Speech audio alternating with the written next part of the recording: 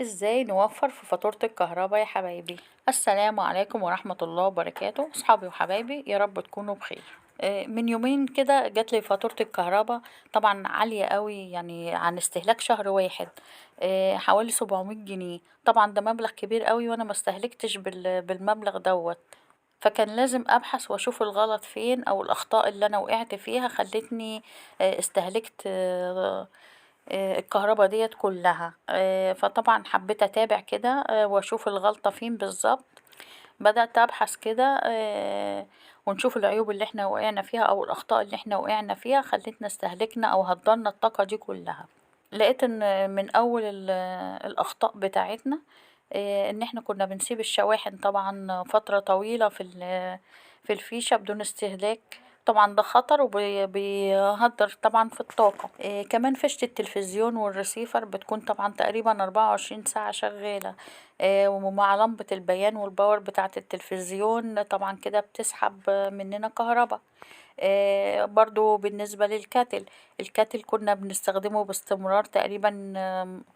مع بداية اليوم بنستهلك كهرباء برضو بسببه كتير. الديب فريزر برضو كان من الأخطاء اللي احنا ممكن كنا نقع فيها، واحنا نقول مثلا ان احنا ايه كل كام يوم ان احنا نفصله عشان يرتاح شوية وعشان ما يهلكش كهرباء كتير. لا، دي طبعا دي كانت حاجة غلط.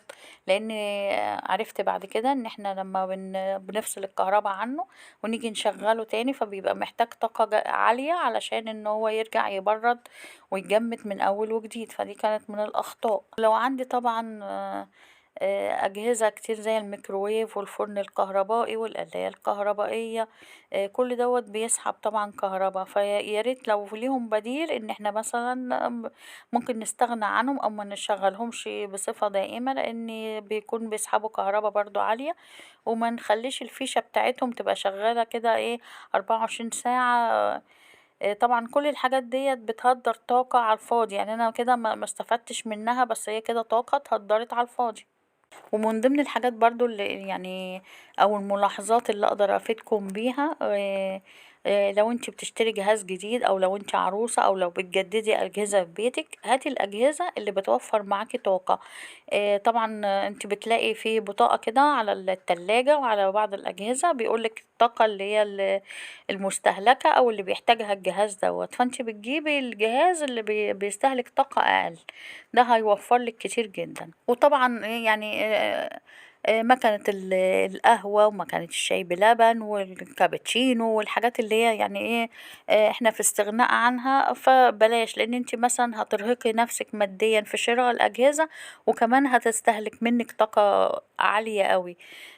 فطبعا دي ليه كل دي يعني ايه ليها بدايل. طبعا ان احنا بنستخدم اللمض الموفرة دي هتوفر برضو معانا طاقة.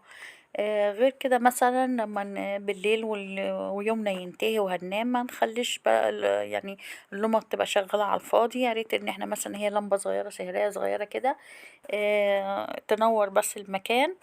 وبلاش ان احنا نسيب اكتر من لمبة تستهلك كهرباء على الفاضي. في ملحوظة تانية برضو حبيت انوه عليها عشان برضو عدد كبير منا يستفاد وطبعا يعني حصلت بالفعل يعني.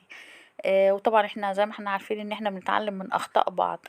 لو انت معاكي عداد بكارت وطبعا حابة تروحي مشوار هياخد منك اكتر من يوم او مسافرة او هتسيبي البيت لفترة، بتخلي بالك علشان طبعا الكارت مثلا ما يخلصش والشحن بتاعه ينتهي والاجهزة عندك تفصل ومنها التلاجة لو فصلت طبعا بتبقى مشكلة كبيرة والاكل بيبوظ ولو انتي مخزنة لحوم او حاجة كل دوت طبعا ايه بيبوظ.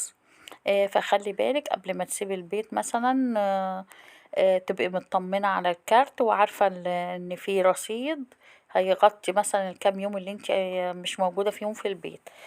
انا كده عملت حصر للاخطاء اللي انا وقعت فيها وحبيت انبهكم ليها، برضو احنا بنفيد بعض وبنستفاد من تجارب بعض.